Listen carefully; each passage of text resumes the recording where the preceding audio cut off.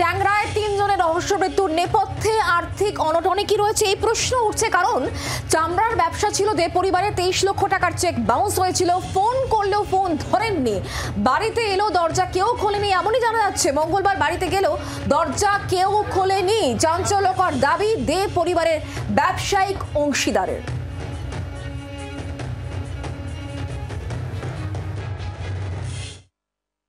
মানে এনার সাথে কাজ করতেন নাকি এনার সাথে ডিল করতেন? আমি এনাদের লেদার দিতাম, এরা এক্সপোর্টার। আচ্ছা, আপনি লেদারটা প্রোভাইড করতেন? আমি লেদার প্রোভাইড করি।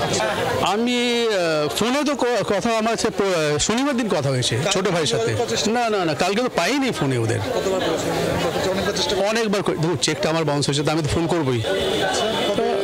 কালকেই সন্ধ্যে 7টার সময় 5টার সময় জানতে পারলাম যে চেকটা ক্লিয়ার হয়নি। তারপর আমি ফোন করে যাচ্ছি কন্টিনিউ, ফোনটা তুললেন। তারপর আমি এনার এখানে এসেছিলাম।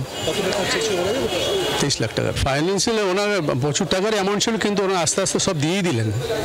প্রায় 90 অবধ ছিল, সেটা উনি আস্তে আস্তে তো সব পেমেন্ট করেই দিয়েছিলেন। এটা সামান্য একটা বাকি ছিল। তো দিলাম, বেল দিলাম। কখনো আমি বাড়িতে যাইনি, কিন্তু জানি বাড়িটা এটা ওনার। ফোনে পাইনি বলে আমি বাড়িতে এসেছি। বেলটা টিপলাম, অনেকবার বেল টিপেছি, বেলে পাইনি। তারপরে আমি এখান থেকে বেরিয়ে ওনার ফ্যাক্টরিতে চলে গেছি। ফ্যাক্টরি পাশেই আছে। ফ্যাক্টরিতে কথা বললাম, ওখানে ওরা বললো যে দাদা আজকে সকাল থেকেই কেউ আসেনি। বললাম তুমি তো বাড়ির লোক আছো, তো তুমি বৌদিকে ফোন করো, ওর তো নম্বর। বলে হ্যাঁ, ওনাকেও ফোন করেছি, ওনারও ফোন বন্ধ। মানে টোটালি ফোন বন্ধ, সবার বাড়ির সব লোকের ফোন বন্ধ। বাংলার আওয়াজ, বাঙালির আবেগ, জি 24 ঘন্টা।